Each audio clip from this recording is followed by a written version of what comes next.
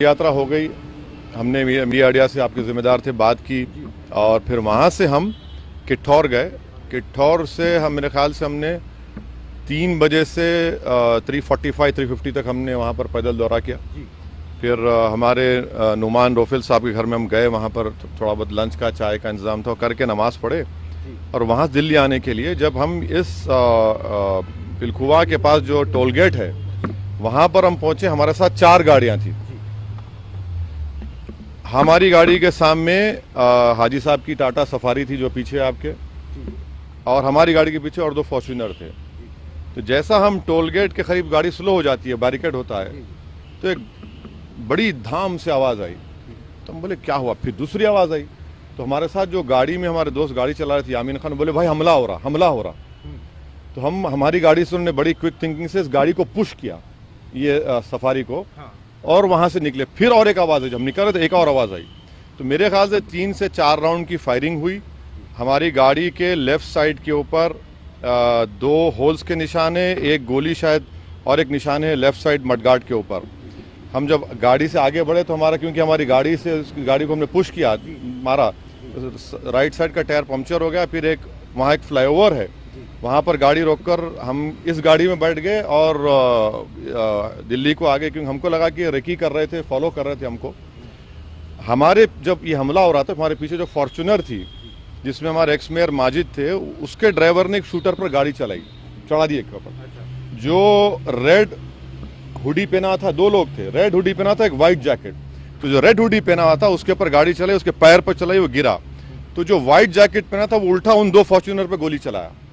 तो अब हमारी थोड़ी देर पहले एडिशनल एसपी वहाँ से जो हैं जिम्मेदार, उनसे बात की। उन्होंने कहा कि हाँ सर, आर्म्स जो इस्तेमाल है वो भी मिला, हथियार भी मिला, और एक शूटर पकड़ा भी गया।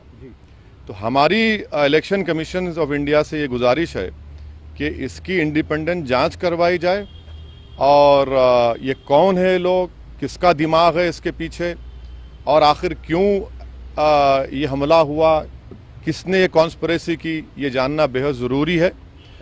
सुनिए, और हम स्टेट गवर्नमेंट और मोदी गवर्नमेंट दोनों से ये कह रहे हैं कि ये इनकी जिम्मेदारी है कि वो इंडिपेंडेंट जांच करवाएं, और इसके पीछे दिमाग किसका है। आखिर ऐसे कैसे हो सकता है कि टोल गेट के ऊपर ये लोग 4-4 राउंड फायरिंग एक सिटिंग एमपी के ऊपर करते हैं।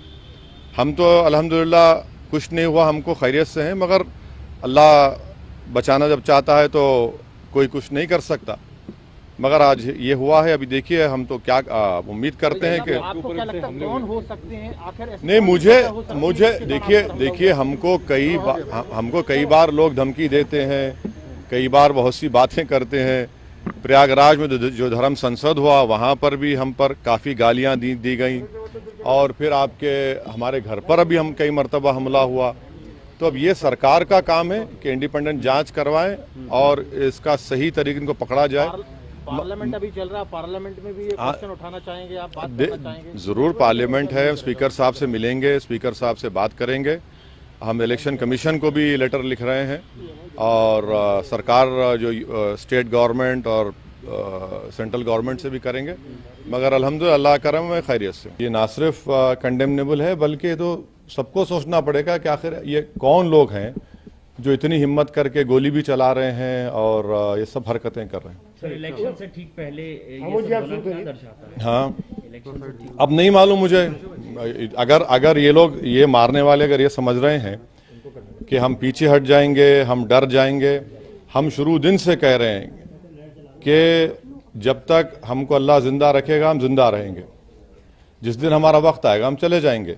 मगर इस तरह के बुज़दिली की हरकतों से, इस तरह से गोली चलाने से हमारे ना हौसले और हिम्मत में कमी आएगी, बल्कि इंशाल्लाह और हौसले हिम्मत बढ़ेगी। और हमारा मानना है कि जब अल्लाह बचाना चाहता है, मगर ये कौन ताकतें हैं और कैसे उत्तर प्रदेश में ये इस तरह की हरकत हो रही है, ये तो जनता को भी देखना है।